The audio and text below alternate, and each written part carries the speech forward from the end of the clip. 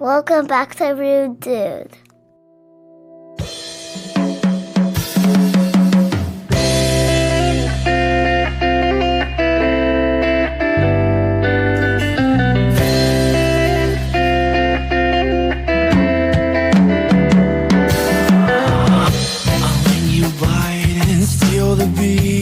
That's not okay.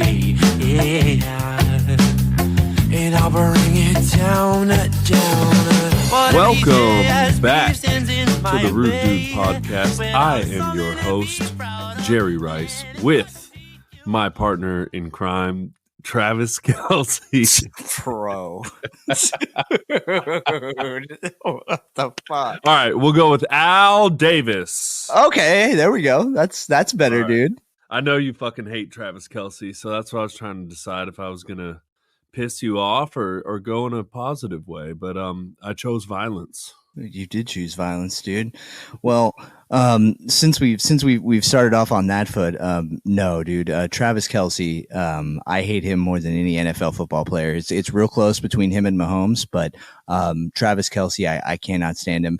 I will take the Al Davis handle though. Al Davis was the man. He was an innovator.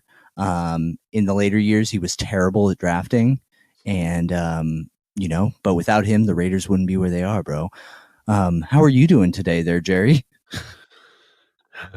I'm good. Let's see. I feel a little weird. I don't know exactly why. I don't feel like working today. Shoulder hurt. Got to the gym, got a good workout, but I wasn't. It was weird because I wasn't like super into it, but it was still a good workout. Yeah, I'm all right, man. Just life and just lifing it up. How about you, buddy? How are you? Oh man, it's like a theme. I'm completely roasted today, bro. Like, because I'm so awesome at my job, they decided to give me like 4 other new reps to manage. And these are all like California reps, and I'm, like I said in the past, I am in charge of our Southeast division, which is all like your neck of the woods kind of. So now I have all these snooty, rude, super needy California reps who have massive volume, and it's just I'm not going to get into the whole rigmarole. Long story short, Creerin over here, his eyeballs are on the verge of bleeding, bro. I've put eye drops in like 12 times today. I've been locked to the computer. I was gonna say, if they're snooty and rude, they're not from my section of the woods, because around this holler we are polite and neighborly, I would say.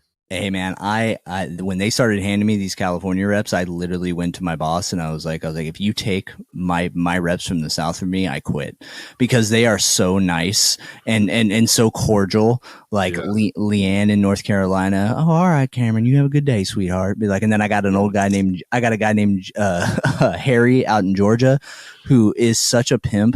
Like, he used to own nightclubs and stuff, but he's got the sweetest Southern drawl. He's the nicest guy in the world. I could be like, Harry, these accounts look like ass, and this is terrible. All right, Cameron, I'll go ahead and get that taken care of. And you have a good day now. And I'm just like, man, if I could just go and sit with you, like, in person, and like just on a listen porch, to you on a porch, rocking chair. Yeah, man, like, sign me up, dude. Why don't you give the audio listeners a taste of what I got on, while I give the video viewers a little spin? Oh, there we go. So for the audio listeners, he's turning around. He has a number 80 jersey on with, in my opinion, the greatest receiver of all time. That's right. Jerry Rice. That's right. I had the privilege of having him as a Raiders wide receiver for a little bit when we had those Rich Gannon runs when we went to the Super Bowl. He was vital. Him and Tim Brown were quite the duo, and he was old too, but he was still huge. I saw a wild stat on that the other day, that Jerry Rice had like 2,000 yards over 40 years old, and every other receiver over 40 combined has like 80 yards. Yeah, no, man, no. Like, this sort of debate, like, I honestly can't even tolerate it. Like, people comparing Mahomes to Brady GOAT debates that we're hearing nowadays. I won't hear it. I won't hear it, man. They're not even on the same stratosphere. And that's the same way that I feel about Jerry Rice. Like, it's just, you didn't see him. If you didn't see him, he was something else, man. He was putting on clinics. And I think he was probably the best to ever do it. And, you know, but that's up for debate. Invented yards after the catch. Straight up, dude. They're just crispy routes. They were so crispy. And, yeah, he was the man, dude. He was the man for sure. Well, we might get more into that later, but I would like to start with Cameron. What did you wake up to this morning? What was your morning routine? So, first and foremost, I wake up at 5 a.m. and I usually don't almost always to text from me. Always, because Henry's 3 hours ahead. So I do this thing where I go outside and I have my little V8 drink and I do these little like meditations and then I go and I kind of start my day. Anyways, so I go to sit on, this is kind of your discretion advised, but I go to take a shit and I go and I sit there and I go, oh, okay. Hey, here's my morning message from Henry. I wonder what he's going to be talking about today. And I open my phone and what do I see, dude? I see a picture of Drake laying on a bed with his goddamn cock hanging out, dude.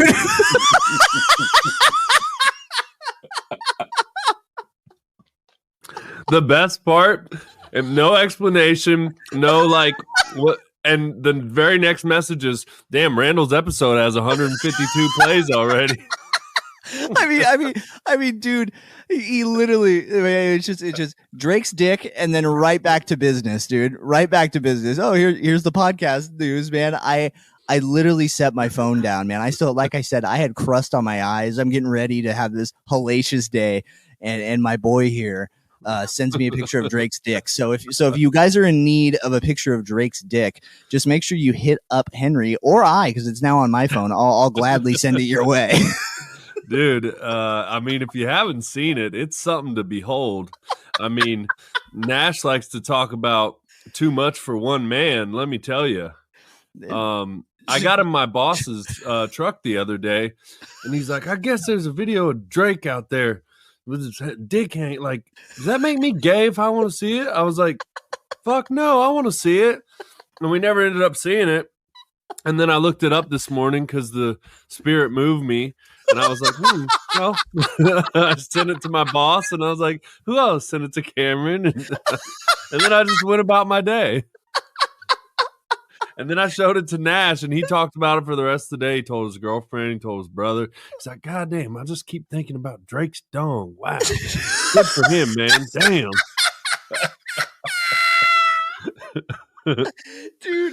Dude, I mean, it is something to marvel at, man. But my lord, and no, it's not gay, and it might be gay. But I had the same interest in it when I saw the memes about it, and I was like, you know what? I'm not going to look up Drake's dick. I was like, I'm not going to do it. I made firm resolve to not do that, and I was doing great. And then you hit me with it. So yeah, that's how I woke up today, man. It was hilarious though, but I was trying to stay strong, and no matter what, I ended up seeing Drake's massive dick. So now that we've driven off all the listeners, and we could even drive off some more with this one, because I don't know what he did, but I know people are mad at him, as they are about everyone for everything. But we got to give a rest in peace to Toby Keith. Yeah. And as one does when, someone dies, I've been going through his discography, and the man has bangers. Oh, yeah. I mean, just absolute bangers. Should have been a cowboy, As Good As I Once Was, Beer for My Horses, How Do You Like Me Now? Yeah. I Want to Talk About Me, I Love This Bar. I mean, the list goes on, dude. Red Solo Cup, always, of course, a fun. I mean, I've been listening to some of it, and I'm just like banger after banger after banger. And my boss told me that at his restaurant, I Love This Bar, he offered a free meal and a beer to every veteran every day of the year. Yeah. which is pretty fucking cool. Stand-up guy, man. I don't see if anybody has a problem with Toby Keith, and you have a problem with America, and that's just seems to be the trendy thing to have a problem with. But he was a great songwriter, stand-up guy. The old cancer got him, and that's the saddest of all. I mean, did you see the video of his last concert where he just looks all like emaciated and looks like a skeleton? I didn't. I saw late pictures of him. He looked rough. Yeah, he looked rough, man. It is a tragedy, but rest in peace to him. And kind of like this podcast, I love how I'm relating our podcast to Toby Keith's magnificent songwriting, but it will last forever and people will always listen to it. So I had many a nights listening to Red Solo Cup, bro. Dude, How Do You Like Me Now? That is a ballad of like, fuck my ex and look at me doing better. That's right. Or like, I should have been a cowboy. Dude, that is. Should have learned to roll to ride. I mean, dude, that is such a slap. Wearing my 6-shooter, driving my pony on a cattle drive. Stealing them young girls' hearts. Just like Gene and Roy. Singing those campfire songs. You like that? Oh, man. Rest in peace, Toby Keith. Lord, I should have been a cowboy. Oh, man. There was a line from that, or that like I just kept repeating the other day. It got stuck in my head. I guess it was something with the Dixie Chicks. I'm trying to look it up right now. Was it the part where he's talking about putting boots in asses? No. Oh, yeah. This is prime time. This is prime time podcasting. All right, I'm going to give you guys a play-by-play. We're looking it up live and direct. Keith songs. Jamie, can you pull this up? Yeah, nope, that one. Second link. Yeah, perfect. Thank you. There we go. Keith song prompted an array of reactions, courtesy of the Red, White, and Blue, written shortly after 9/11. You'll be sorry you messed with the US of A. We'll put a boot in your ass the American way. Hell yeah, America. Keith's song prompted an array of reactions. One came from the Chicks from Dallas, Texas. Lead singer Natalie Maines criticized Keith's song and his support of the Iraq War and President George W. Bush. Don't get me started, Maines told the Los Angeles Daily News. I hate it. It's ignorant, and it makes country music sound ignorant and targets an entire culture and not just the bad people who did bad things. You've got to have some tact. Anybody can write, will put a boot in your ass, but a lot of people agree with it.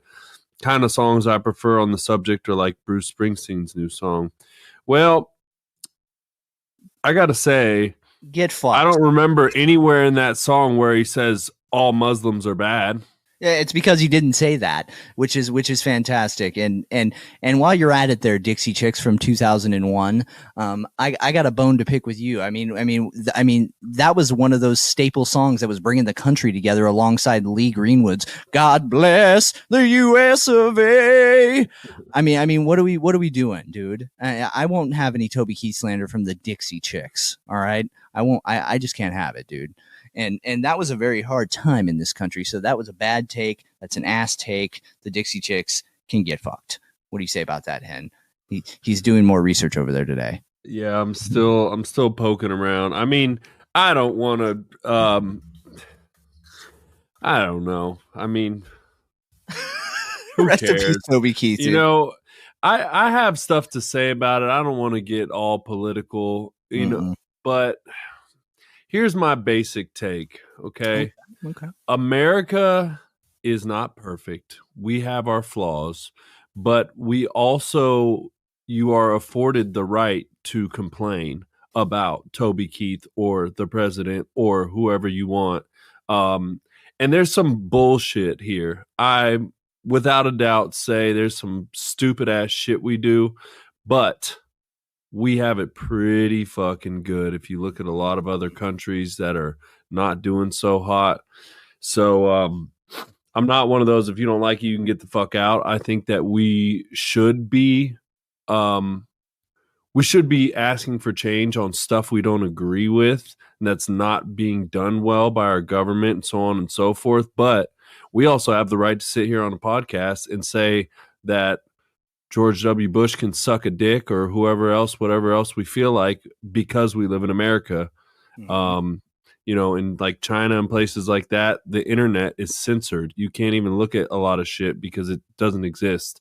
They're not allowed to. I mean, we have it pretty good, is all I'm saying. So, Tweedledee, Tweedledum, whatever. You know what, man? That is a great take, and you know what? I think it's important for the average Joe to be reminded of that, because it seems like the trend to just bitch and complain. Oh, this place sucks ass, yada yada yada. And I'm probably at the forefront of that because I live in California, but it still doesn't mean that I don't love America. And yeah, like you said, that's something that people don't like to think about. Like, hey, there are people in China who their internet is censored, and if they were on a podcast saying this type of stuff, they're going to go to prison.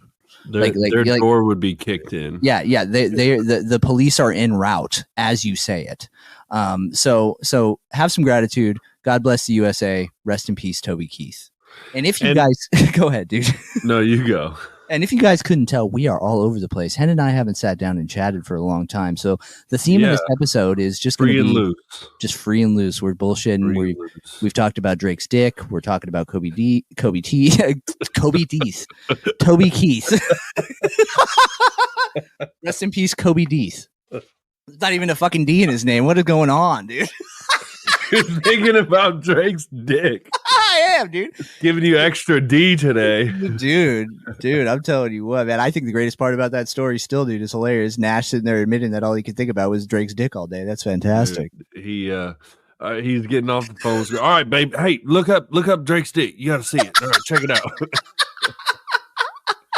But on the other side, what I can't handle, what I also don't approve of, is the blind following of, this is the best country in the world and everything's perfect and we don't never do nothing wrong and everything is good and it's exactly how it should be and we shouldn't question anything. No. I also think that line of thinking or speaking is bullshit, because since we are awarded these freedoms to complain or talk about whatever we want, we should use them to make change and make things better.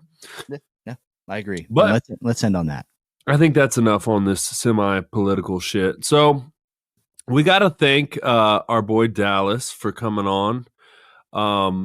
You premiered our first time asking our guest, what would you tell someone who's struggling right now? And I absolutely loved his answer. He set the bar high, and he just said, talk to a sober person.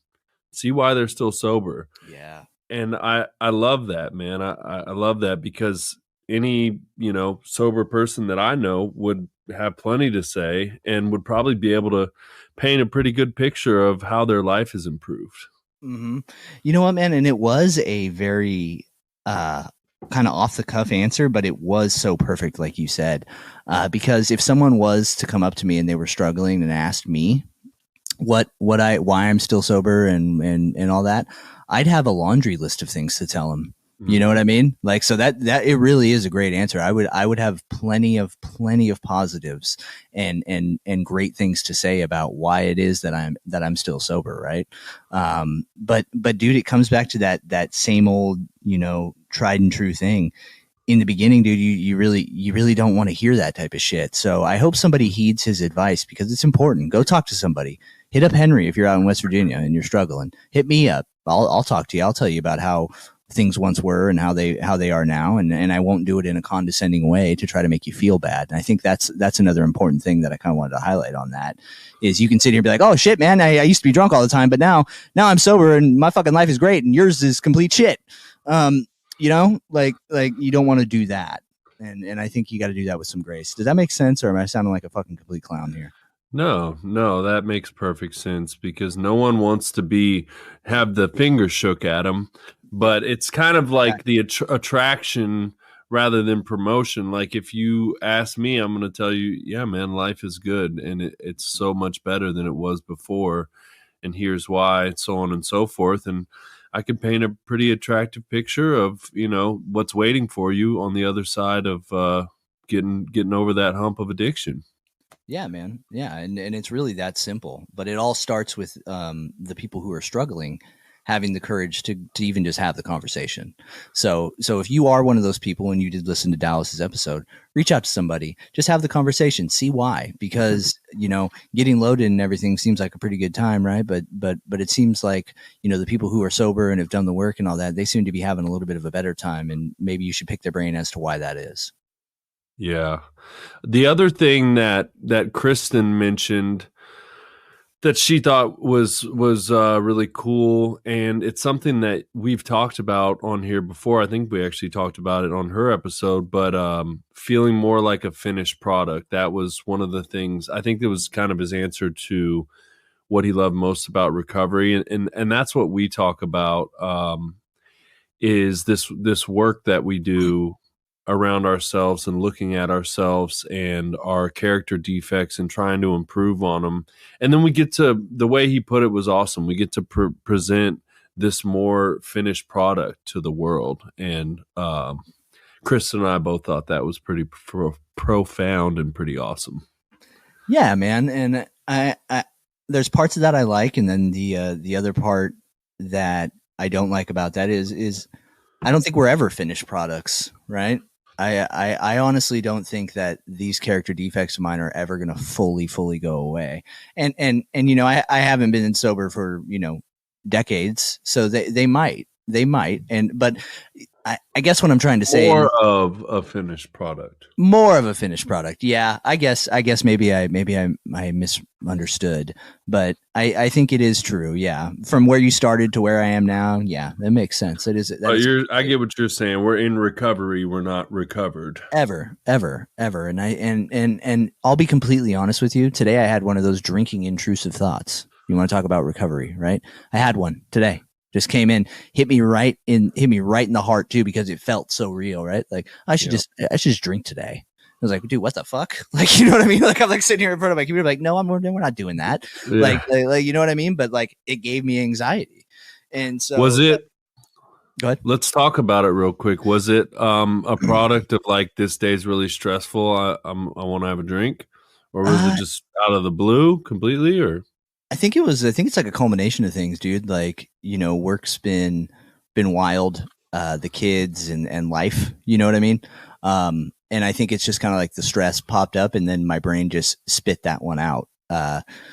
You know, like I said, I'm not acting on that. I have no desire to drink.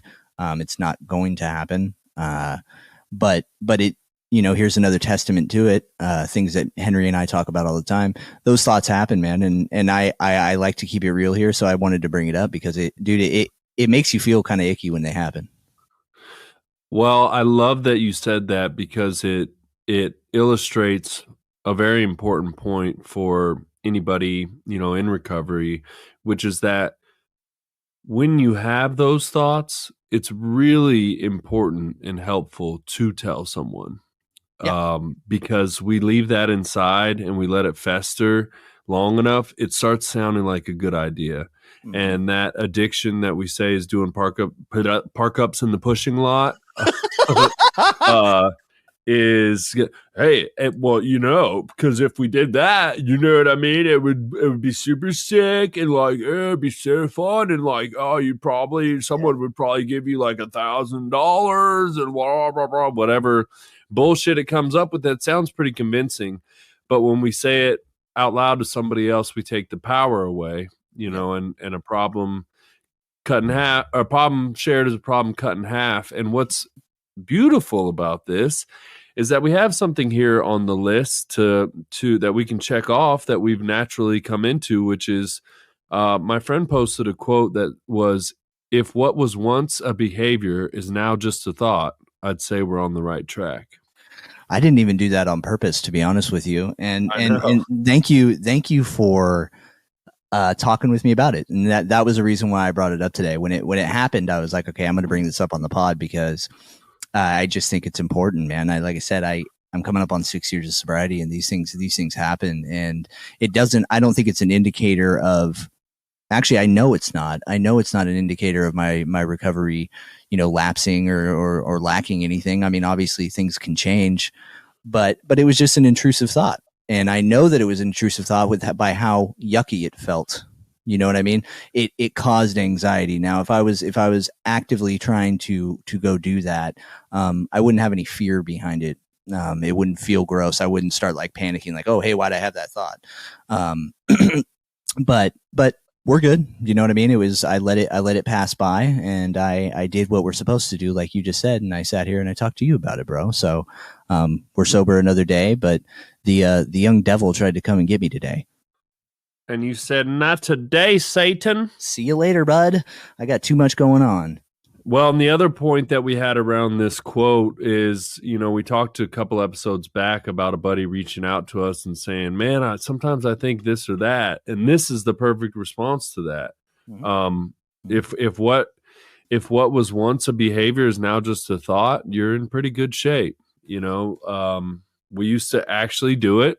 Thinking about it is not a crime. Doing it is the problem. But if now it's just a thought, it's not too bad. Yeah, man. And thoughts are just thoughts, and we can kind of hammer that home too, right? Like that's not an indication of me, wanting to drink. It's just a thought, and it's a part of who I am. It's a part of who I'm always going to be. And I do love that quote. What once was a thought, what once was a behavior is now just a thought. I'd say we're on the right track. That's really powerful because, years back, if I wanted to drink, I would just do it. Right. Mm-hmm. Right. I wouldn't even think about it. I don't care about the consequences. I don't give a fuck. I don't anything. But now thought pops up and be like, oh, okay, yeah, we're not doing that. And I think that's a great tie-in. I got to give a little anecdote about the person who shared that. So his name is Buddy. And when you see him at a meeting, he says, "What's up, buddy?" And I always think it's so funny. Like, you're calling me by your name. It's like me walking up to people and being like, "What's up, Henry?" Dude, that's gotta be so weird. It's gotta be so weird. It's funny that he does. I just always like, and he's an awesome dude. Like, he's super sweet. But it's so funny to me to think of like me walking up to people like, "What's up, Henry?" Like calling him by, and sometimes I fuck with them like dad joke. I'm like, "No, you're buddy. Like, I don't know. It's stupid. It's so funny though. I do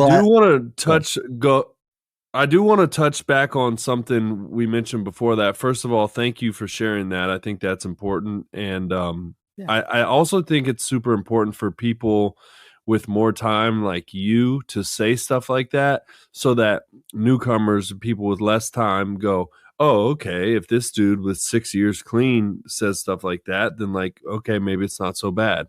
Yeah. If he thinks about it, then it's not so bad that I think about it. Yeah. Yeah, man. And it's not giving the thoughts power, right? It's not, and then you remember how far you've come, and it's just recognizing it for what it is. It's just a harmless little blip that comes across your movie screen during the day. The problem is that when it carries that much weight, like, hey, the idea of drinking, it stands out opposed to the other thoughts that are coming across that movie screen of your consciousness. And for us, that's a big fucking deal when you sit there and be like, oh, hey, I should start drinking again. And then you can spiral out of fucking control. Be like, yeah, hey, oh, well, what comes with that? Okay. Yeah. My wife divorces me. I don't see my kids. I'm back on the streets. I'm fucking, I'm staring at Drake's dick. I mean, dude, the possibilities are endless. I was waiting for the first Drake's dick call back, dude. There will be more. Do not concern. But I do want to touch on something else that we brushed over, where I said in recovery and not recovered, because I think that a lot of normies might not understand that. And I also think that people in recovery might not even understand that. So I think breaking it down to the most basic form of why we're in recovery is because we are all one or two bad decisions away from being right the fuck back where we were. And it does not matter if you have 20 years, 30 years. I've heard a lot of stories about somebody with 20 years going back out and dying. So any of us, the reason that we're in recovery is because it's a constant process. It's constant work. It's not always as hard, and it's not, I don't want it to sound daunting, but like we're in recovery because we never just wake up one day and we're just cured and we can just all of a sudden do whatever we want with no repercussions. We're always a few bad decisions away from fucking up our life again, and or dying, and or becoming homeless, and so on and so forth. Yeah, man. It's a very important principle that needs to be hammered in. And I love that you brought up the normie thing, because when you even bring up something like that to somebody, like I remember we had a mutual buddy that I was like, yeah, like if I ever like, relapse drinking, you'd never drink again. You're good. You've beaten it. And I was like, it doesn't work that way, dude. I was like, it doesn't work that. It's never beaten. The monster is never slain. And that's the point that I like to tell myself. The monster is never slain. There is that. I have a high affinity for the Jekyll and Hyde story, right? And it goes well and well with, or hand in hand, shall I say, with the recovery community, because that's what it is. Did you say well and well? I did, man. I mean, what was it? Was it Dobie over there thinking about Drake's dong again? Dude, it's fried in my brain, dude. I'm not going to be able to fucking look at my wife tonight, dude. It's out of control. But it's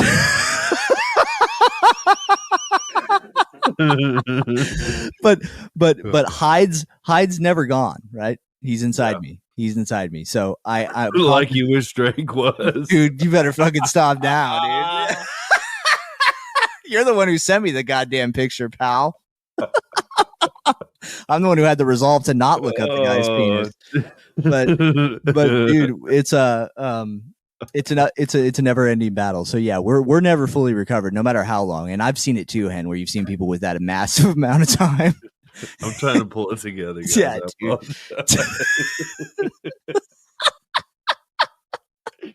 Okay, massive amount of time, and I've seen them do the same thing, to where they went out and they never come back, and they either pass away, or they go to prison, or something like that. So don't ever get the idea that you're fully healed, because that's the biggest lie you've ever told yourself.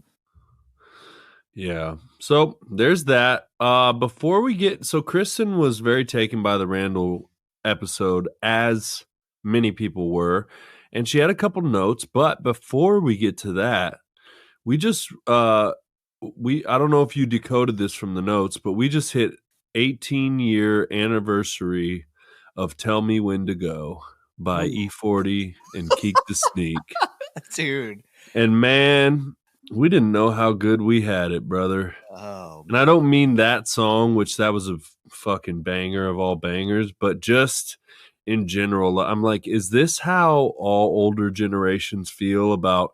But it was simpler times, right? Like, there's so much turmoil and shit going on now in the world and the country and life and all that. Man, that was just good times. I'll tell you what, and I don't know, do the West Virginia people know about that song? Dude, I'll tell you what. A lot of them do not listen to E40 hardly at all. So they probably know that song because it was so big. But when I'm like, anything that's any more niche than that, no. You got to hit him with the itchy itchy blop blop by Keek the Sneak and go that far back, dude. No. No.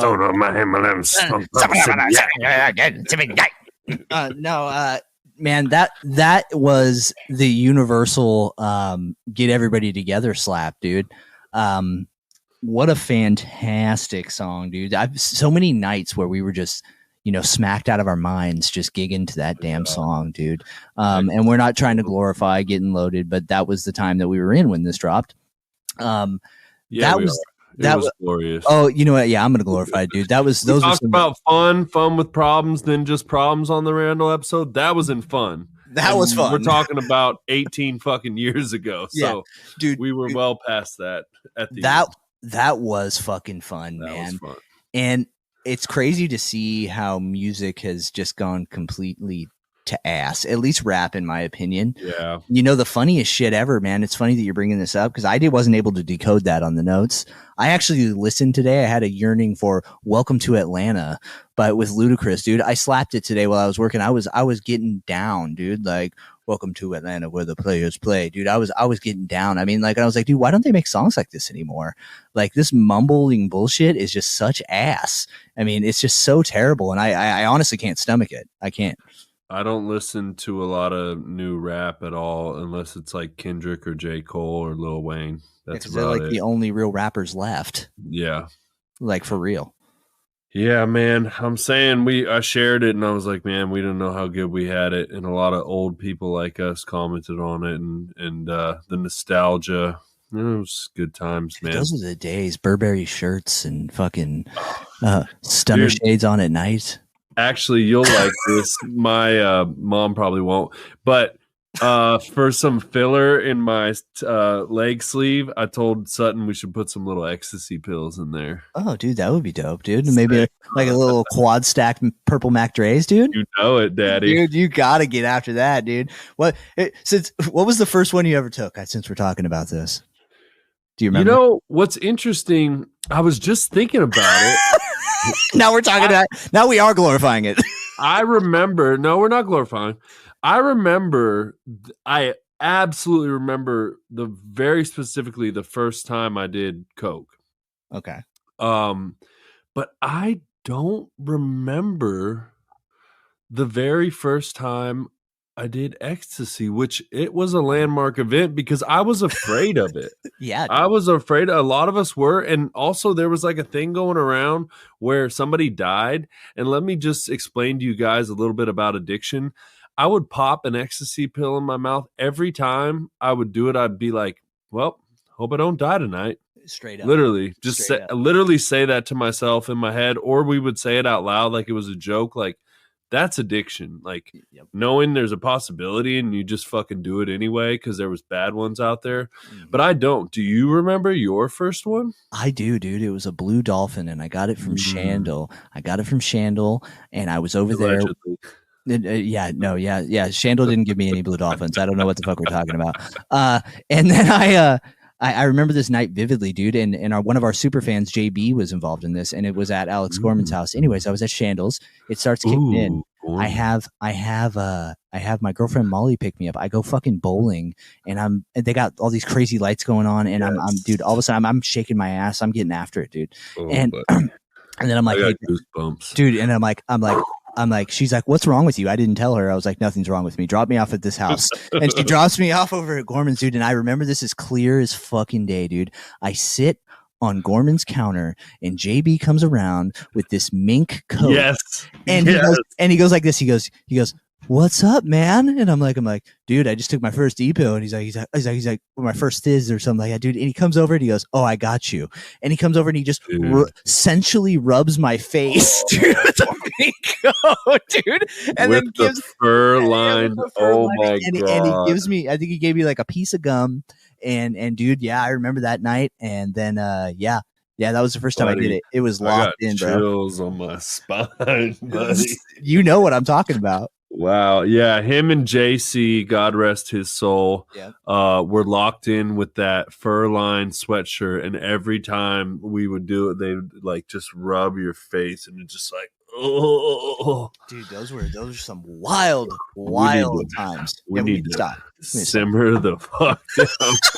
Oh, you're like, hey, I had a dream. I had a thought about drinking today. Hey, you want to go down memory road about how fucking awesome it was to get our face jacked off by JB at the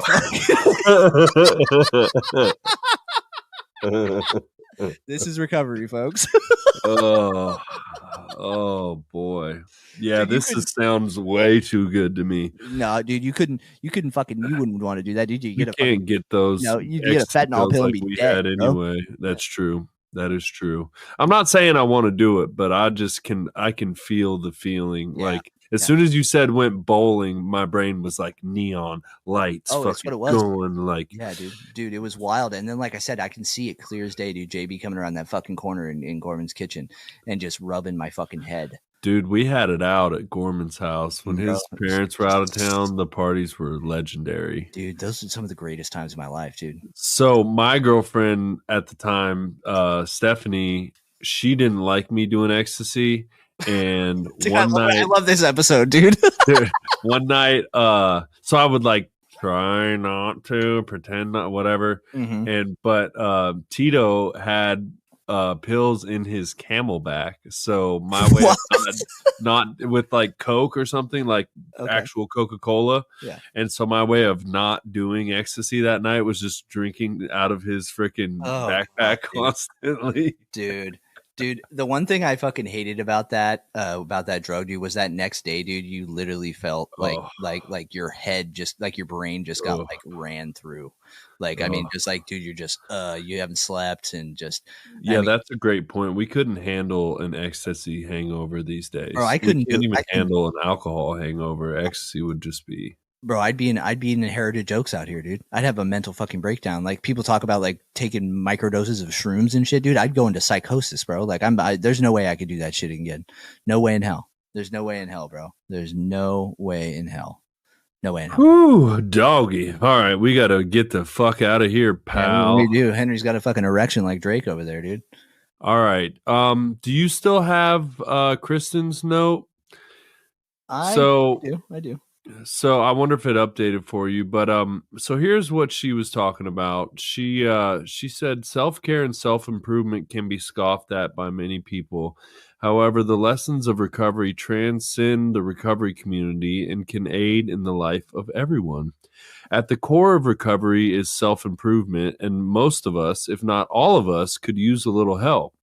If you take away the first A in ABA, it's just behavior awareness. Boom, which I love that.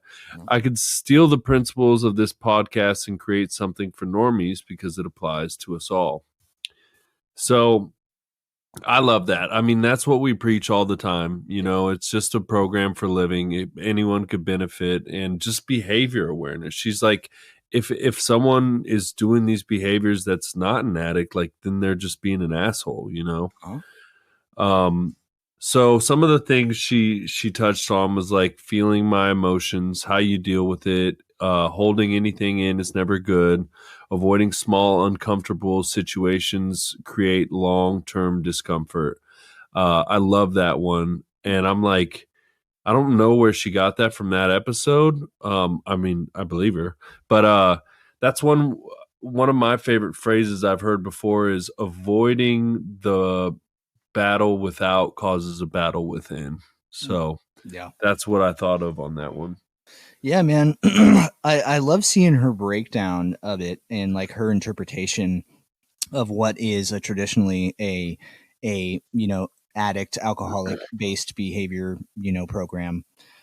She's right on point with holding anything in is never good. I mean, that sounds so simple. It sounds so simple, right? It sounds so simple, but like I said on the Randall episode, you sit there and you can, or at least just me, you can want to keep those little things in, right? Like even if it's just dealing with like that tough conversation, which goes to the next point that she said, like in an uncomfortable situation. Okay, I'm in an uncomfortable situation. Well, I'm just gonna hold this in and not say anything. And dude, it just spirals in this humongous snowball. And so I'm glad that she made that connection, man. That's huge. That's huge on her. And I'm glad that the podcast is making her think about this type of shit. That's what's cooler than that. Yeah, and I was really happy for the response to the Randall episode because he is so important to me, and I think he's so like prophetic. But I didn't know how that would translate to all of our listeners and stuff. And I think it translated really well. And I mean, we got so much feedback on that. He set like a new record for spins in a week. So it was really cool. The other thing that he talked about and that she touched on was he always said, your prayer team, your cheerleading squad. And she said, you have people rooting for you like that you don't even know. And, one of the things she said was, I think this is the reason why people post on social media about things that seem insignificant. They want to know who these people are. They need to hear from them to keep things going. But what I love about the cheerleading squad and the prayer team that I just realized as we were going through this is, imagine a world where instead of people praying on your downfall, people are praying for you. And I think if you just take that and flip it on its head and fucking reframe it, just know that there are people out there who care, who are rooting for you, who are cheering for you. And I kind of made a joke to Randall about it, and he was like, I'm on both. And so instead of saying, man, people out to get me, no one cares, everybody just flip it and know that there are people out there who want to see you succeed and want to see you do well. And, his story was about someone he didn't even know that helped him get to the spot he was at, that had they not been there, he probably wouldn't be where he is today, whatever. Mm-hmm. But there are people out there that are fighting for you, advocating for you, or at least praying for you and just hoping you succeed. And that's a pretty cool thought. Absolutely, man.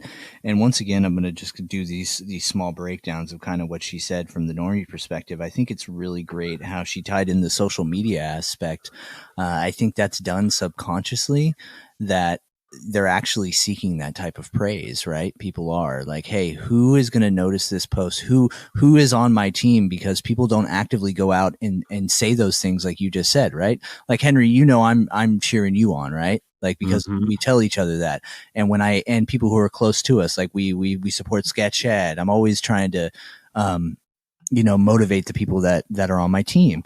But if you don't have people like that around in your life, what's the closest thing you have to it? Okay, well, I'm going to post something on social media and hope, and then I'll see who really cares about me. And it's sad that it has to come to that fucking point that we're getting to likes and hearts to make you feel like somebody fucking loves and is on your team.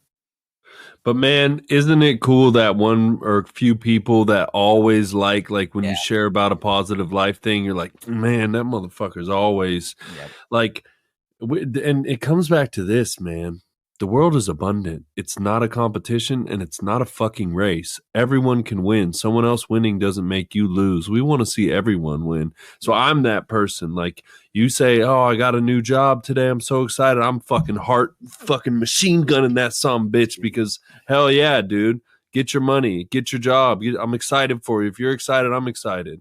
And that goes back to something else I heard. Like, people who put people down for things that they like is some of the lamest shit ever. Like, if someone's super stoked to go to an anime festival, then fucking good for them. And not that, now I'm basically calling anime people dorks, but you get it.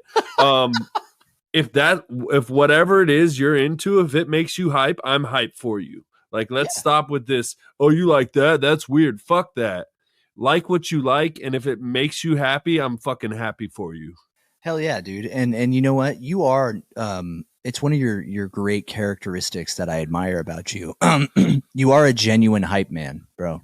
You are. And you're true to that. So podcast listeners, if you don't know Henry personally, if you're posting some stuff about you, overcoming something or making a big life change in a positive way, Henry is going to fucking hype your ass up, and he means it too. So I think that's fantastic. And yeah, we shouldn't be judging people on anything. Like, I could sit here. I'm a tattooed guy with fucking, permanent holes in my ears from gauging my ears. And sometimes I listen to super satanic, not satanic, but super hardcore fucking death metal. And I can be misconstrued.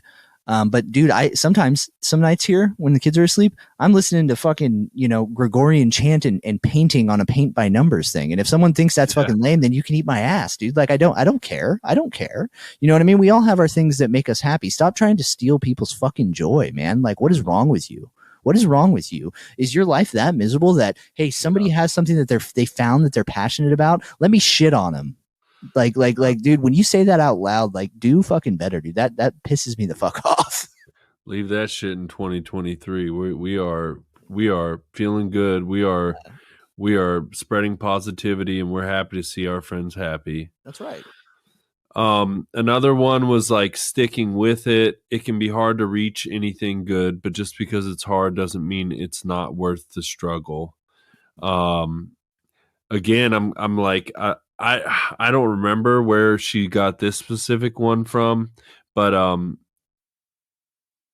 love that. I'm just reading through what some of the stuff she said. Comes from hard work mixed with a little luck. So yeah, this and Dallas said that too, and I loved when he said the thing I love about sobriety is that it's earned. so it's that much cooler because you can't fake it. You can't. It's not handed to you. No one else can do it for you. It's earned, just like a body in the gym, and that goes with anything worth having is worth working for. That's something Super Boss used to tell me all the time. Yeah, well, it's best to heed anything that comes out of that man's mouth. But it's true, right? And I actually am sitting here struggling. I'm sitting here trying to play the episode back in my head. I don't know where she made that correlation either, but I'm glad that she made it. It's a very important point because you have to work for your sobriety. You have to work to get promoted in your job. You have to work to keep your house maintained. You have to work to build healthy relationships. None of these things just happen because you want them to. Some things happen organically, and I've seen that personally in my life. But I think we can all get here and say, like, oh, I think that's where she got it was the Powerball stuff. Or hey, there we go. I made it. So Kristen, yep. There you go. So the Powerball stuff, same thing. Like, oh, I'm going to buy the Powerball thing. I'm going to win them. I'm going to win the millions of dollars. Be like, oh, how many tickets did you buy? Oh, none. Well, what the fuck are you talking about? So I see where she's coming from, dude. Yeah, we got to put in work and we got to have a little bit of faith and a little bit of luck too. Yeah, and Cam, I'm about to call us out because another thing we've been talking about and another quote that I love is that thing that you want is on the other side of that work that you don't want to do. Yeah. And that is, we love doing this, right? We love doing the podcast, but we say, this isn't work. This is fun. This is us having a conversation, talking about stuff we're passionate about. But the work is around the social media and the constant posting and the creating content and the video editing and all that stuff. That's the stuff we don't want to do. But to get to where we want to go, that is the stuff that we're going to have to participate in. So Here it is, Rude Dude Live. We got to take a little bit of our own advice there. You know what, man? I'm glad you put it on the pod because it's true. Because it's true. We've kind of done that where it's like, oh, hey, if we don't say anything about it, it'll magically just happen, kind of, right? Like I just kind of like pretend that it's been getting done and it hasn't been getting done. So yeah. But we had a conversation about it, and that's gonna change this year. So I'm excited about that. So we'll just do two more from this, and then we'll kind of move on. But the other one she liked was learning from assholes. Sometimes in life you meet people, and at the very least you can learn that how they live and who they are is not what you want to be. That was a point of his. You don't learn from the easy ones; you learn from the assholes. And I think that's a great, if we talk about reframing again, like way to reframe it, like, what am I learning from this person? The way not to be can be a lesson, so that's a cool one. And then the last one, of course, the most important and a huge staple of Randall Brown's persona is trying's not about doing. Think about all the things you want and the things you're trying to do, but you're not actually doing. You want to be better, do better. Stop trying and take action. So you want your podcast to grow, get on your fucking social media and edit your fucking videos and put your content out there and get after it, pal. Yeah. And that's really it. And you know what? That's a great tie-in to kind of something I wanted to circle back on your solo episode, and even it works perfectly with this Randall thing.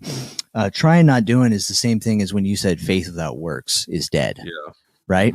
Mm-hmm. And I just wanted to elaborate on that and how that relates to recovery. Right.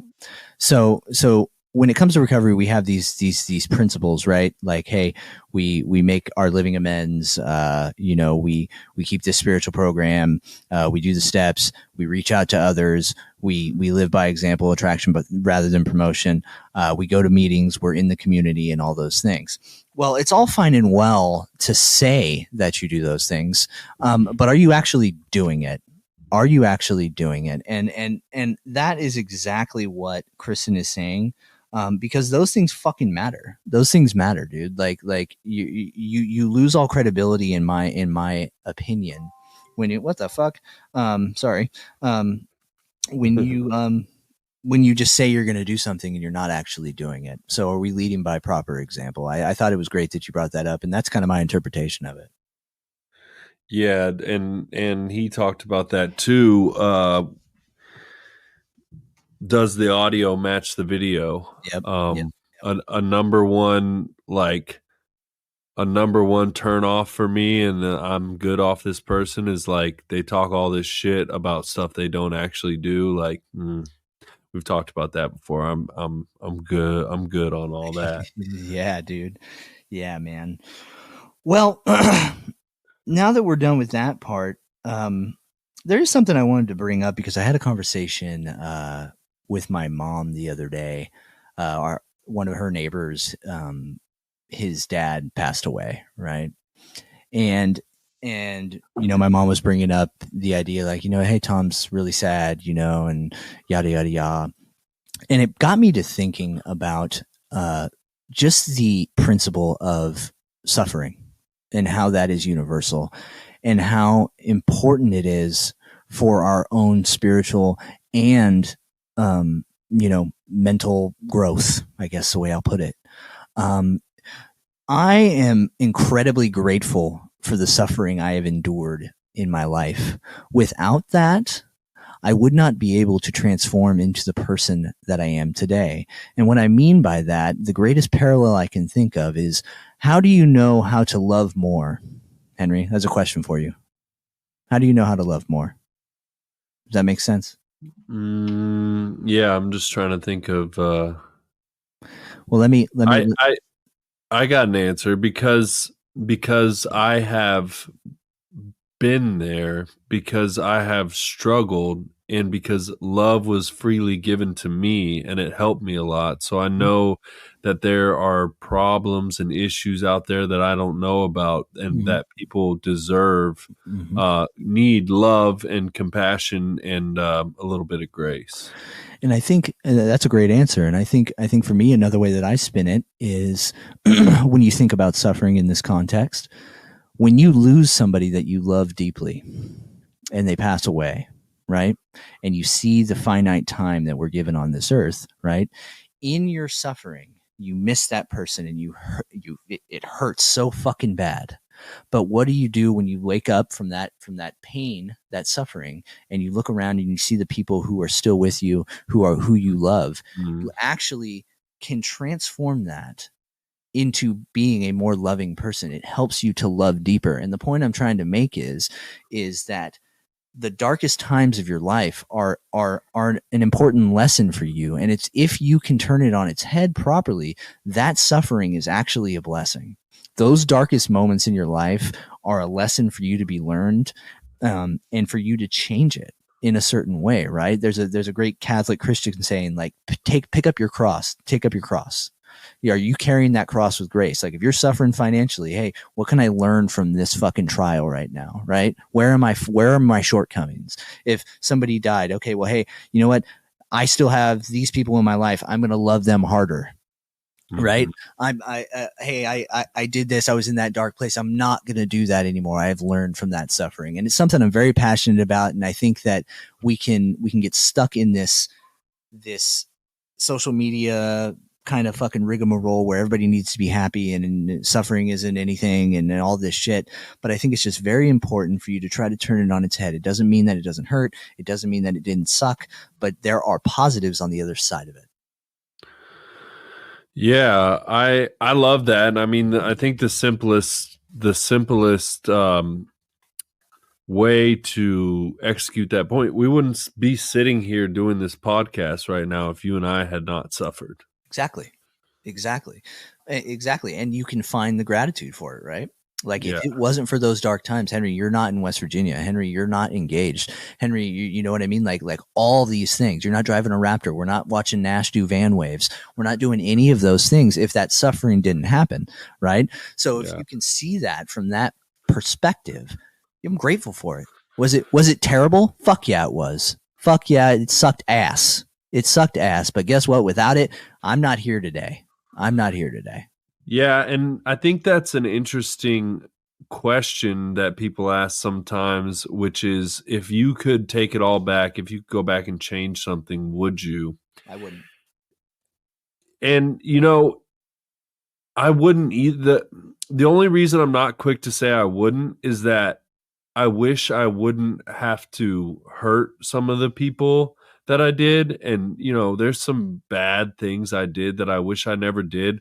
But generally, if you said, would you take away this whole experience and all the bad shit and be in a completely different spot if you could? I wouldn't. Like I'm where I am today because of where I was before. And I love who I am today. Imagine I didn't go through recovery and I was still this like egotistical but also insecure, person who just floats along through life. I don't know. I'm grateful for where I am today. I agree with you. Like Yeah. everything that I've been through brought me where I am today, and I'm grateful for that. And losing people does make you appreciate. Dude, actually, this is perfect. I went to that Sublime cover band concert the other night, and dude, there was like 5, 6 of my really close friends and Kristen there, and the overwhelming feeling was just, God, how fucking cool is this? Not the show itself, not the venue, not the night. It just that I'm here with my friends, with people that I love. I'm so happy to be spending time having a great experience with these fucking people that I fucking love, that are very important to me. And that was the biggest thing for me. It wasn't the show itself, which was awesome. It was fun, whatever, but it was just spending that quality time with the people that I love meant so much to me, especially because 3 years ago, my buddy Dustin was at that same show with that same band with me, and he wasn't there this time. So it made me fucking appreciate being there with them 100% more than I would have had I not had that loss, See, just proved my point, right? Just proved my point. So long story short, be grateful for that suffering, right? Be grateful for it because it's molded you into who you are today. And that's a great example of, hey, I was here 3 years ago with somebody who's no longer here, but look at the people who are here right now. And I love these fucking people and I'm going to love the shit out of them. And I think that's the most beautiful thing ever, dude. That's awesome. Yes, sir. So yeah, that was a good one. I didn't want to get all dark with it. I'm sorry if I got all dark. No, it's just. I think it's an important thing, and I think we can kind of cower away from that, right? And I think it's something to be cherished. Or we can, get stuck in this poor me, woe is me shit. Yeah. And, I love this. I guess this episode, maybe it should be reframing, because we're doing a lot of reframing. We are. Reframe that fucking poor me, sad bullshit into what can I learn from this? What is this teaching me? What can I do better? And this is what we talk about when we talked about honoring people's memory. So what would Dustin do? Dustin would call everybody and be like, yo, come to the fucking show, man. Let's do this.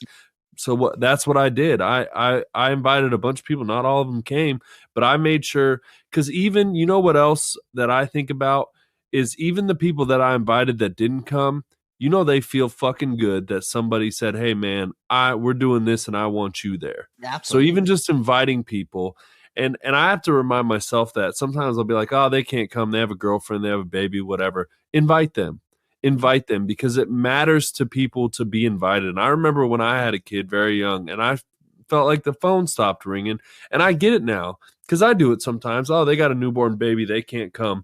But just to know that they're invited and just to know that you're thinking about them is important. So invite those people that never come anyway, just to let them know you're thinking about them. I think that's important too. Dude, that's a great fucking point, dude. That's fantastic, because you know what, man? Hey, you know what? If you would have made that sort of, they're not going to come anyways. Who knows, man? They might have found a babysitter that day. You might have made their week. You know what I mean? And if you didn't invite them, then hey, they never would have even came. And then they would have just saw on social media and been like, fuck, I probably could have went to that. Why didn't Henry invite me? Well, and my buddy Ben, he was a late ad. We were already there playing pool.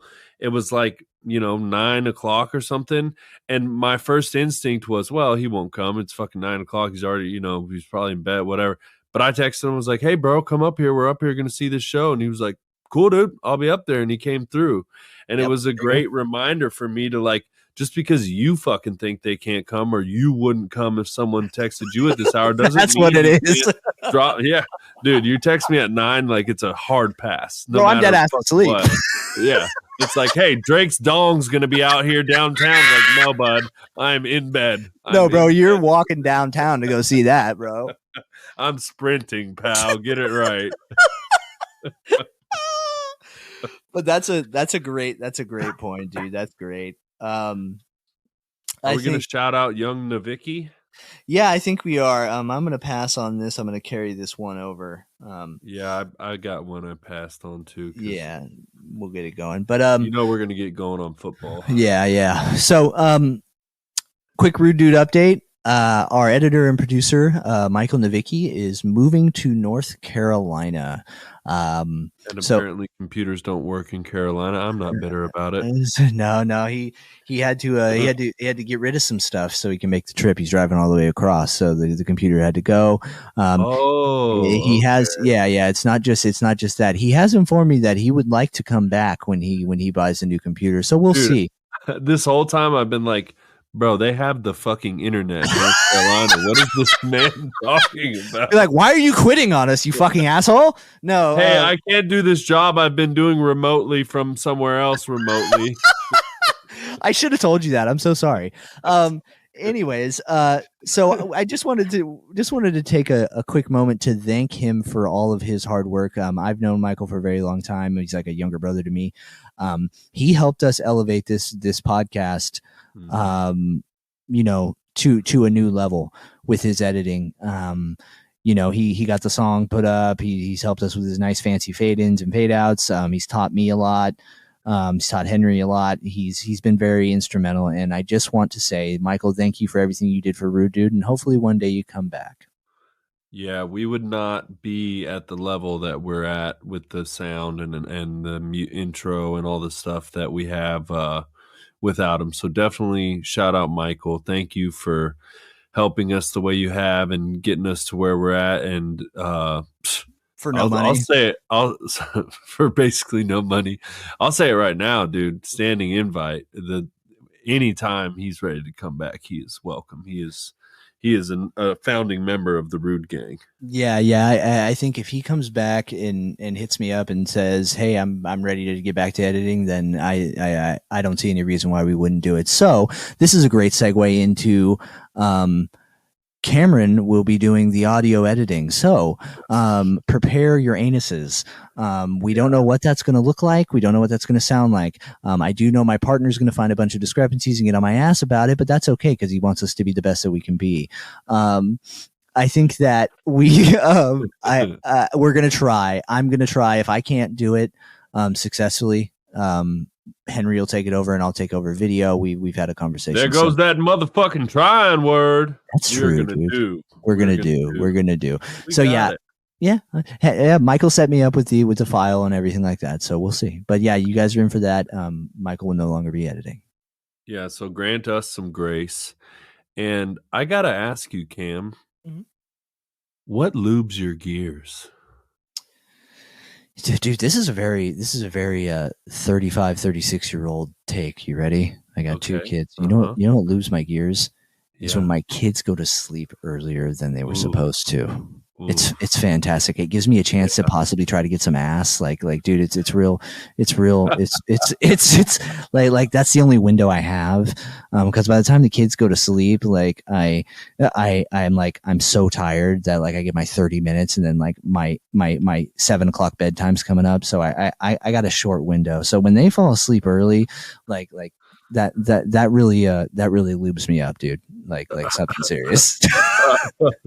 I thought you were gonna go with like, because it, peace and quiet, relaxation, all that. But no, you went straight for the All right, dude. You set the tone with Drake's dick, dude.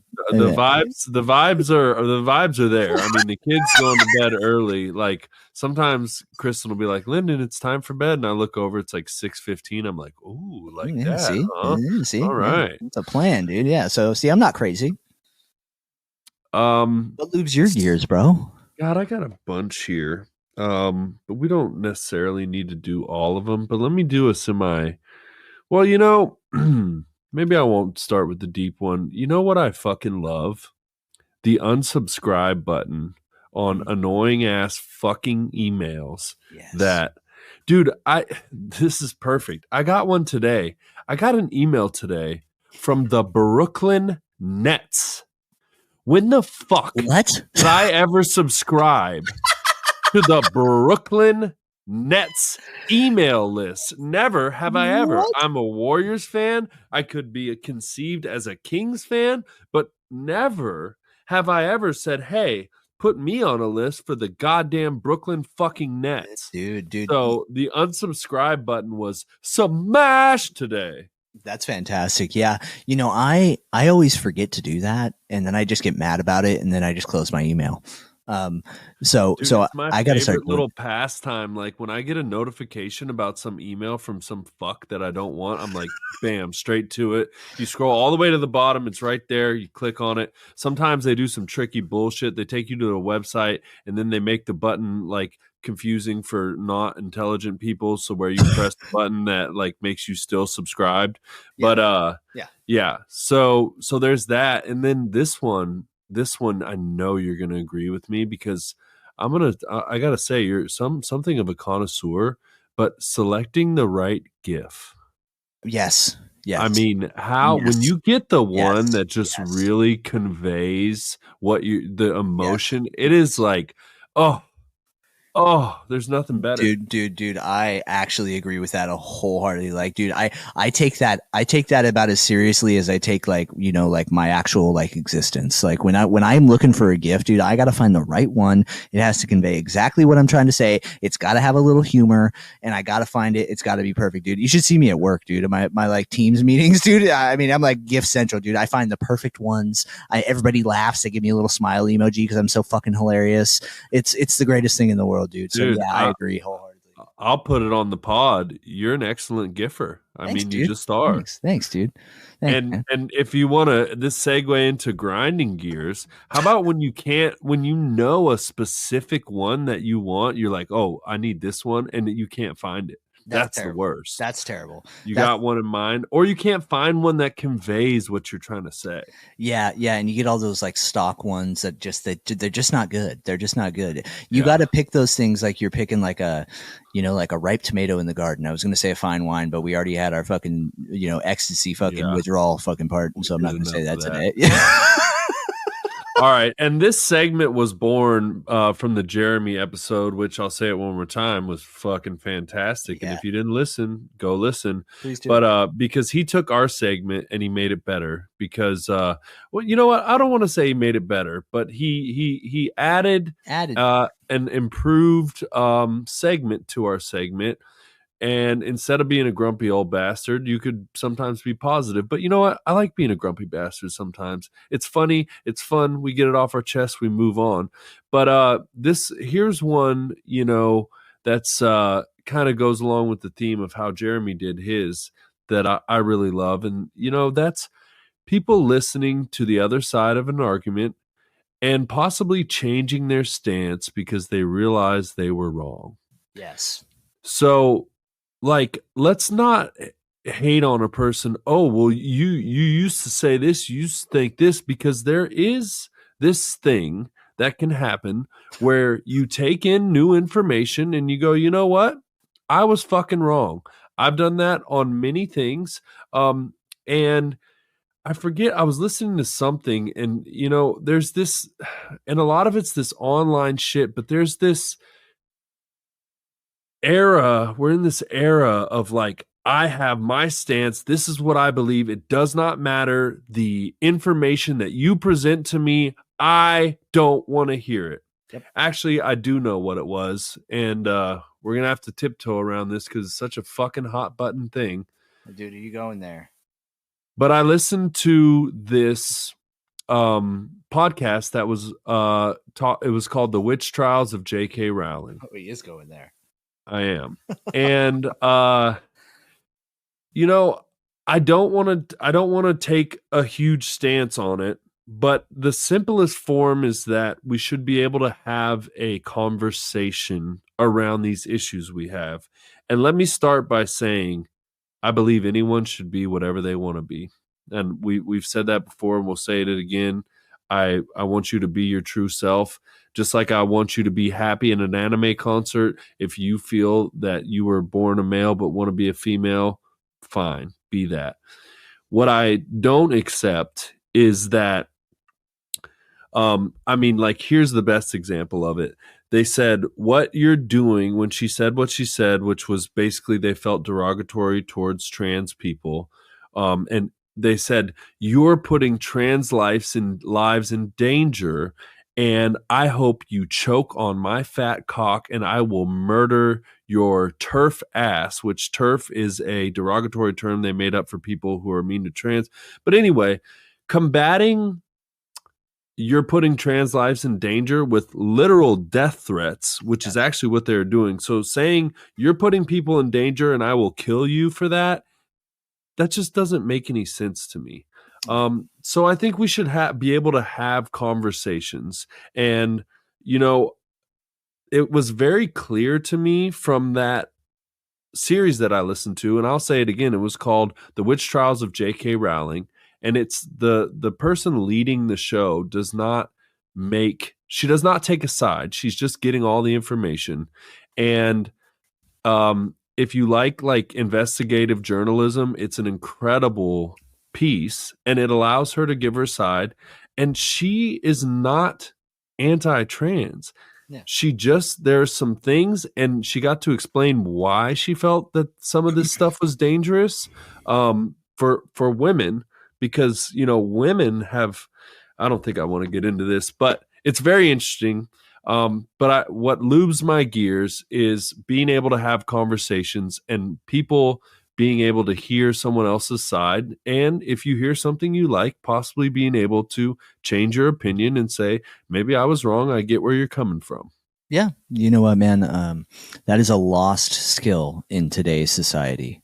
It's unfortunate that people can't,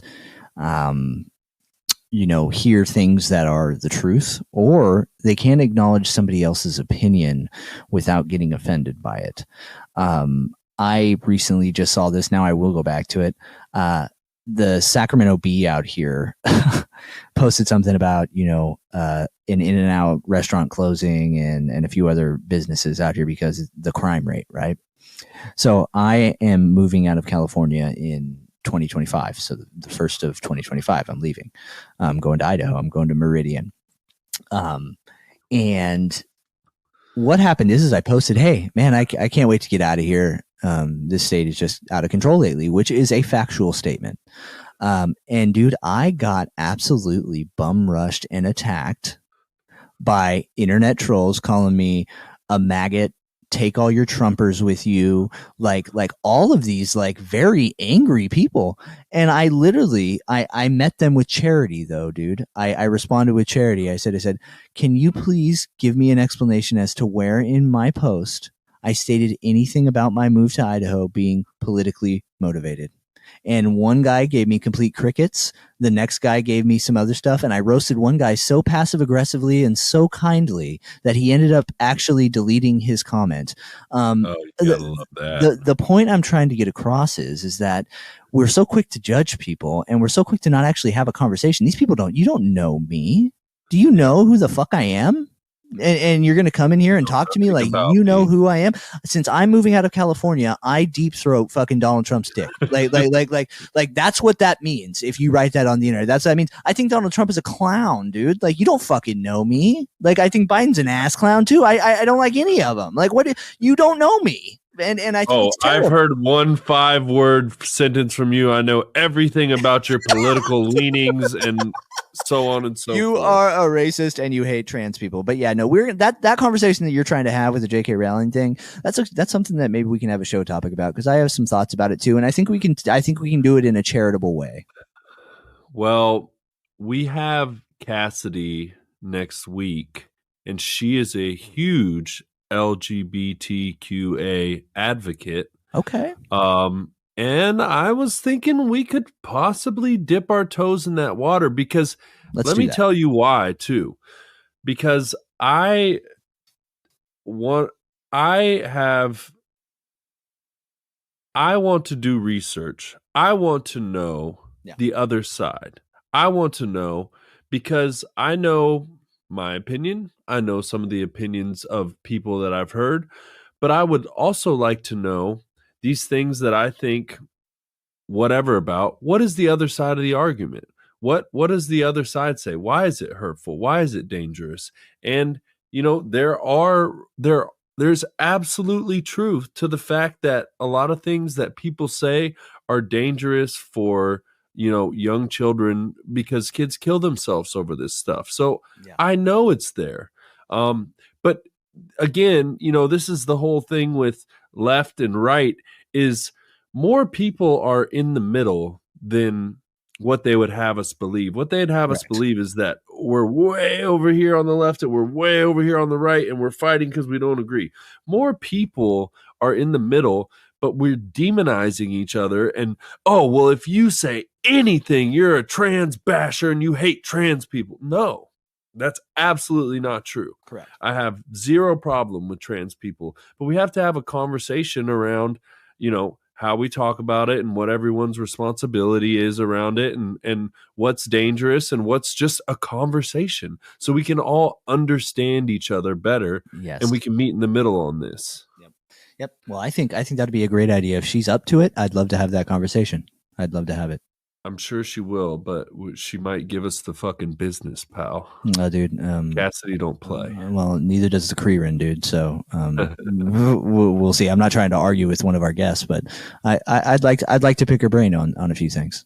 So sometimes my little friend Kristen eavesdrops from the top of the stairs. Okay. And she texted me and said, "Wedding expenses grind your gears." Oh, dude, you don't got enough time for that on this episode, dude. It's the biggest fucking scam in the world. For your people to stand in our building, we're not giving you tables. We're not giving you food. Nope. We're not even fucking giving you plates or chairs nope. or decorations. We're not giving you nope. flowers or a fucking cake. But nope. just to stand there for a day nope. is $8,000 fucking dollars. Yep. I warned you. You can suck a Drake size dick from the back on that. Hey, dude, the crazy thing is that with Drake's length, dude, he could reach all the way to the back there, dude. We need a counter. We need a Drake's dick counter. Yeah, that's unbelievable. All right, let's get to our Super Bowl predictions and get the fuck out of here. So I will stroke you off here with this. You did a fantastic job by calling the 49ers making it to the Super Bowl. You called that at the beginning of this football season. I mean, it's not an outlandish take considering what the roster was and is. But I want to give you your props. Your boys made it. They made it. Now, here is where I have the biggest internal dilemma of my entire life. Okay, I hate the Chiefs. I hate the Chiefs. I'm a Raiders fan. They are in the AFC West. I hate the fucking Chiefs.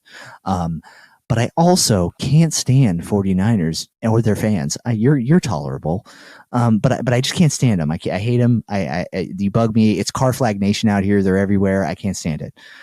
Now, who do I root for? It's like literally voting for both sides of the dark side, dude. And I literally feel I'm going to have to say almost like a presidential election where Donald Trump and Joe Biden are the only options. Dude, that is the greatest fucking correlation ever made, dude. It's exactly that. And what I got to say here is I actually am going to root for the 49ers. Let's go. I have to do it. I can't have Travis Kelce and Patrick Mahomes winning another Super Bowl. I can't do it. I think Brock Purdy's a great story. I hope he can pull it off. Dude, so first of all, how painful is it for you as a Raiders fan to have your two end zones painted Chiefs and 49ers? I mean, that is wild. Dude, it's the Couldn't worst. be worse. Is there a worse two teams there could be? No, it's not, dude. There's not at all. And the fact that they're like Mark Davis let the Chiefs use their like super supreme fucking practice facility and shit, and like the Niners and the are Niners get UNLV dog shit. Yeah. Like, what is that? Why are we pandering to the Chiefs? Like, what are we doing, dude? This is what I don't get. Like, Mahomes is going to have plenty more opportunities to win a Super Bowl. We're going to be watching him do it for another fucking 20 years, unfortunately. So do we have to give him all the calls? Okay, so as soon as the Niners won that Lions game, I just sat there in silence, and Kristen goes, "Baby, you're going to the Super Bowl. Aren't you excited?" How do you feel? Tilted. I was already tilted about these bullshit ass fucking calls they're going to give to Mahomes and the Chiefs. We're playing. I guarantee you, jot this down. Well, you're going to be you've already seen it at this point.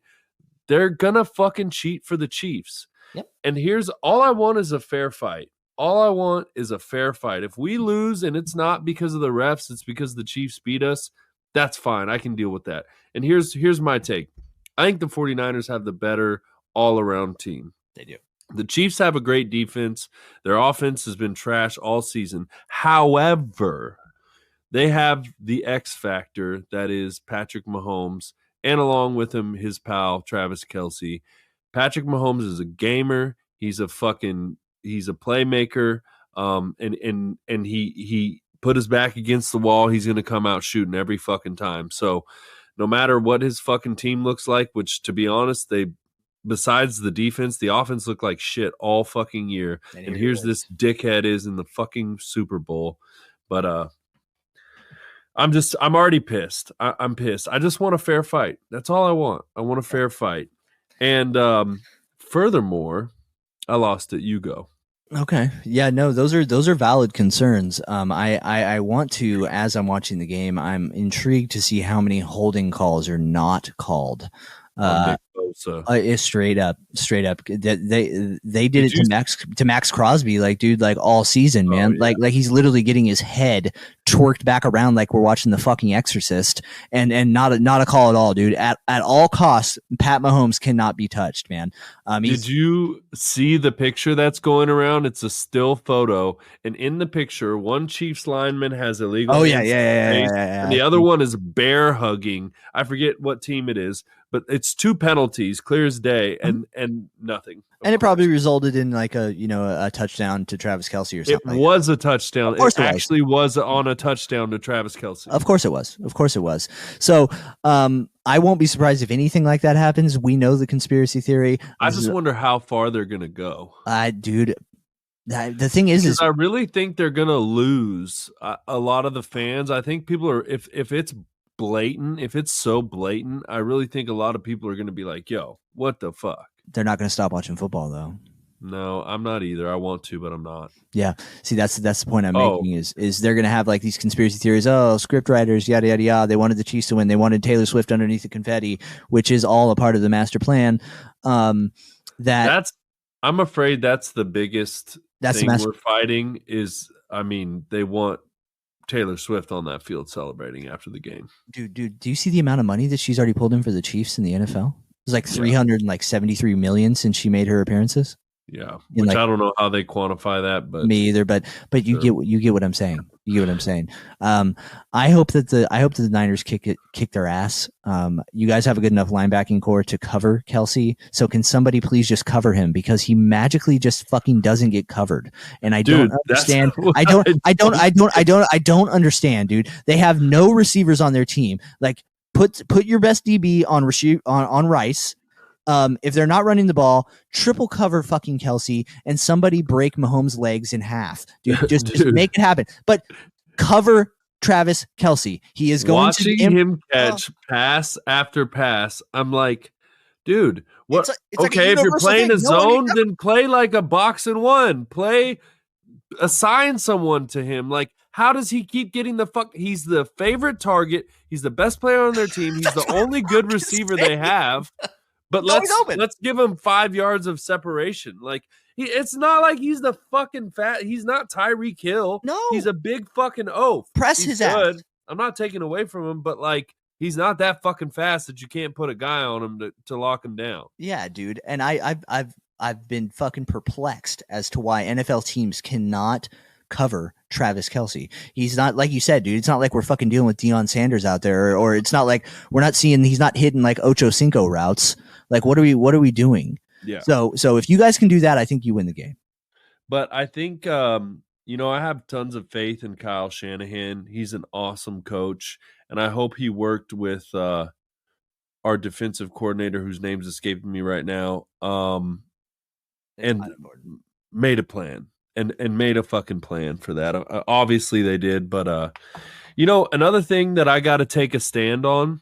Run the ball is all I can say. Please. Yeah. For the love of God. I Run think the ball. one of my biggest bets, and we'll revisit this obviously, is going to be Christian McCaffrey rushing attempts, because the Chiefs secondary is awesome. Their run D is not. It's like, I think it's bottom 5, and obviously Christian McCaffrey is a motherfucking monster and probably should have been the MVP. So I think we're going to run the fucking dick off him. We are going to run Drake size. What I will not stand for, I won't, the Brock Purdy slander. Yeah. I mean, it's fucking absurd. This guy is the last pick in the draft. He should have never started an NFL game in his life. No, I don't know the stats on this, but I doubt that any quarterback ever picked very last in the draft has maybe even ever thrown a pass, let alone got the starting job and took his team to the Super Bowl. I mean, what are we doing here? Like, is he the greatest thing since sliced bread? No. Is he Patrick Mahomes? No. Is he fucking the most incredible? No. But look at what he's doing. And what I also don't get, America loves an underdog story, right? Oh, the Cinderella story. Why not this one? What's with the Brock Purdy slander? Like, he's doing a great fucking job, and all the arguments they have, oh, he's got great people on his team. Every fucking MVP quarterback had incredible people on their team. Like, it's ridiculous. I don't know what the deal is with that. I think it might be the draft position, but I don't understand it either. And I think Cam Newton and all these clowns coming out saying he's a system quarterback. Well, hey, what the fuck is wrong with that, dude? He's efficiently running the system, and guess what? His team is in the Super Bowl. And it's not like if you want to talk about system quarterbacks that were insufferable, we can talk about fucking Tom Brady. Back in his other days, there was dink and dunk and fucking yards after catch, and he would fucking eviscerate everybody. Yeah, and then he'd hit Gronk for a fucking touchdown, and they beat your ass to death. It was all a system. So if you want to sit here and tell me that, hey, a system quarterback is a bad thing, well, you got to go answer to fucking who Tom Brady was. Straight up. So I don't understand it either. I think it's ignorant. I think it's just clickbaity for these fucking talking heads, dude. Yeah. That's all it is. And everybody wants to gargle fucking Mahomes. I know Chris Collinsworth is foaming at the fucking mouth right now. God. So it's looking like you on the toilet when you were looking at Drake's. Dude, that's it. I'm fucking.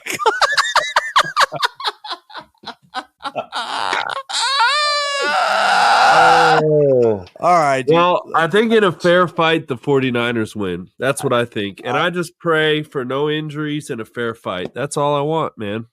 All I want is for you to not stroke out during the game. Dude, so we're having people over, and like, the problem with me is I'm not like, hey, everything's all good no matter what. Yeah. I will be upset. And I'm already pre-tilted and upset because I just invited my buddy, and his girlfriend is a Chiefs fan. And I'm kind of like, I don't want a fucking Chiefs fan in my house. Like, tell her to leave, dude. She's not invited. Because shit goes wrong, and you say something crazy, like it's not going to be good. Yeah, dude. And you know what? We got to take back what we said about inviting people to things to make them feel good. You have to uninvite this person now, dude. That's not good for that. It's not good for that person. It's just not. And that's bad vibes, dude. Bad vibes. All right. Well, Niners by 3. Niners by 3. The final score 33-30. San Francisco 49ers winners of Super Bowl 56. I don't even know. I can't keep track of that. I think so. I'll give them 10. I think they win by 10. Okay. Yeah. I think your rookie kicker. Dude, what if we just raped and pillaged Mahomes' booty hole? Dude, it'd be the greatest thing ever. So dude. glorious. It'd be the greatest thing ever. Dude. He'll be back. Listen, refs. Listen, NFL. Listen, Roger Goodell. He doesn't need your help. He'll be back. Yeah, don't worry. They're gonna solve his receiver problem in the offseason, and they'll be back in the Super Bowl next year. I promise you. Speaking of which, how did the Chiefs go? Hey, we've got this Lamborghini at quarterback, and let's just not get any receivers. It proves the point, dude. It proves the point. Look, he doesn't need it. I know. He's got Kelsey. So until Kelsey goes away, dude, we're dealing with Pat Mahomes. I think once Kelsey goes away, he's going to have a lot of problems. I doubt it.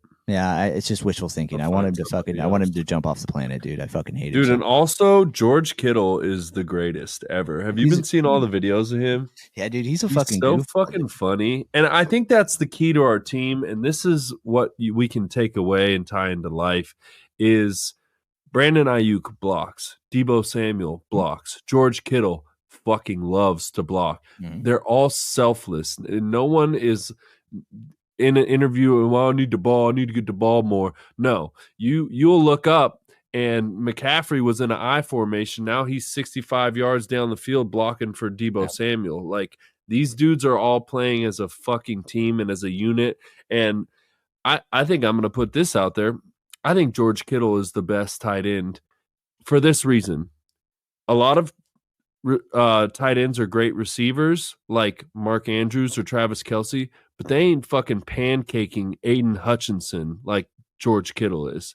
So as a complete tight end, because a big part of a tight end's job, George Kittle fucking crushes it because he I saw him in an interview. He's like, yeah, we had 200 rushing yards that game. It was one of my favorite games to play of all time because all he did was block, and he loves it, dude. Yeah, he loves playing football. That's an interesting take, dude, and I can see why you say that. He's a more complete tight end. More complete. So, that's a battle between him and Kelce, but I think the more complete. Kelce ain't blocking like that, though, bro. No, he's too worried about other shit. All right, let's get the fuck out of here. I got kids fucking wailing in the background. This was a fun one, dude. I think we mentioned Drake's dick like 26 times, but it was fun. Dude, the quickest shout out to the homeboy Jesse. He was at the show, as was Brandon, and he had shared something on Facebook where he said, it's one of my top 3 favorite podcasts, and I've loved to watch these guys grow and get better. And he doubled down when I saw him in real life, IRL, at the show. He was like, dude, I really meant what I said. Like, I've watched your guys' growth. I can hear it. I see you've gotten better.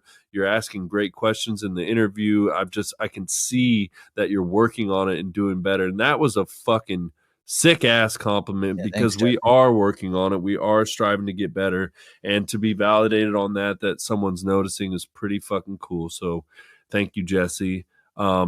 And then our good friend Brandon also said that he played a couple episodes for people at Lauren's Wish, like, hey, this is your class today. I'm busy. Listen to this. So that's pretty fucking rad. Rude dude in treatment facilities. Who would have thought, listeners? That's right. You sit here and all that. It's being used in recovery. That is awesome. Those are both great compliments, and thank you guys for your continued support.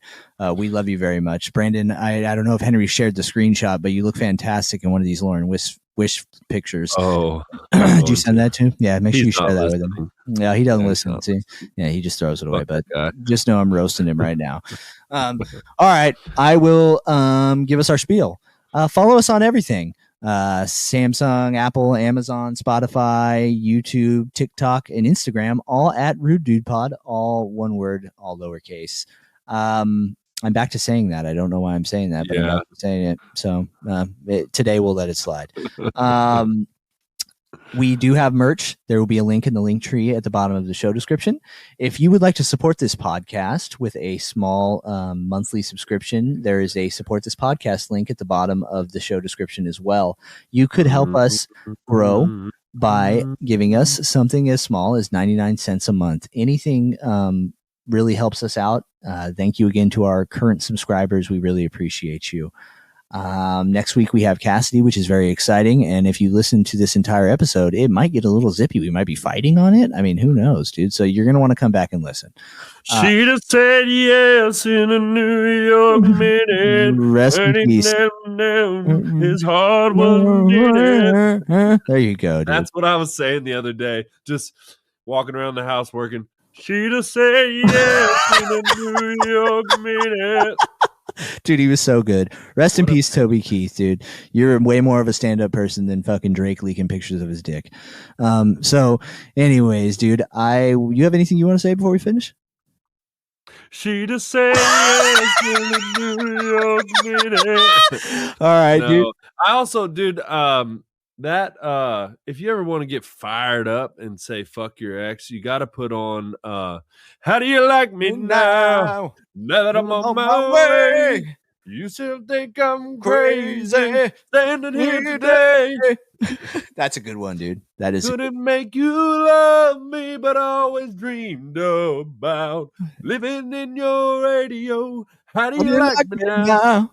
Dude, the picture he paints of his ex waking up to his voice on the radio, I mean, brutality, dude. Just straight brutal fatality, dude. Just straight up, dude. And hopefully he's up in the beyond with a red Solo cup, singing "How Do You Like Me Now." So rest in peace, Toby Keith. To answer your question, pal, I got nothing. Okay, cool. I will. Once again, thank you again, Michael, for everything you did for this podcast. Please go to North Carolina, buy a computer, and come back.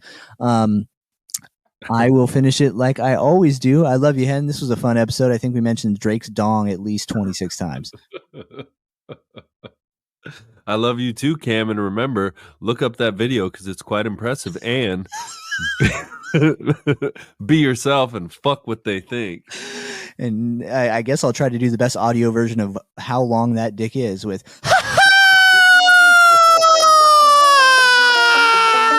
Later, dude.